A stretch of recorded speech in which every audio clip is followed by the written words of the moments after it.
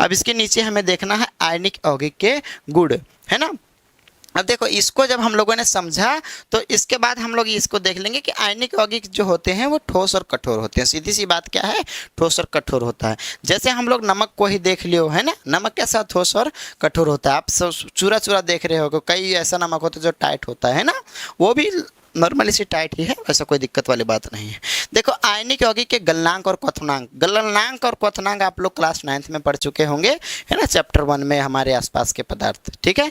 उसमें गलनांक क्वथनांक क्या होता है? गलनांक वो होता है कि कोई पदार्थ जिस तापमान पर वो पिघलना शुरू हो जाता है उस तापमान को हम लोग उस पदार्थ का गलनांक कहते हैं। और कोई पदार्थ जिस तापमान पर वो गैस मतलब गैसीय रूप में परिवर्तन होने लगता है, यानी भाप के रूप में बनने लगता है, उसे हम लोग उसका क्या कहेंगे? क्वथनांक कहेंगे, है ना।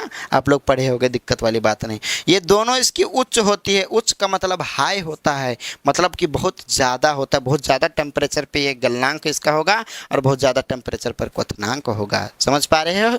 ठीक है, यहाँ तक कोई दिक्कत नहीं।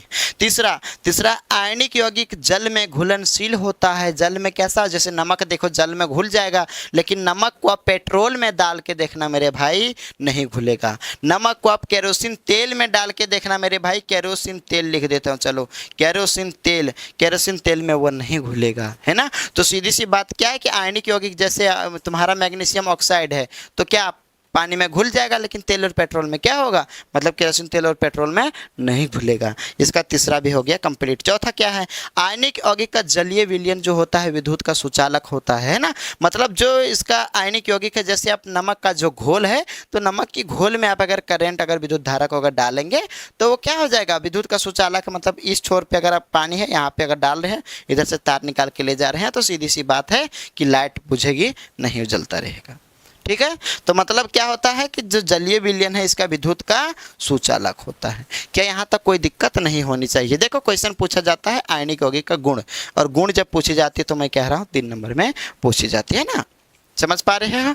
या फिर आयनिक यौगिक क्या है? 2 नंबर का क्वेश्चन है, सीधी सी बात है। आप चाहे तो 2 और 3, ये टोटल 5 नंबर का क्वेश्चन है। 5 अभी देखो इकट्ठे दोनों पूछेगा नहीं, लेकिन हो सके ये पूछ दे तो हम ये लिख देंगे, ये पूछे तो ये लिख देंगे।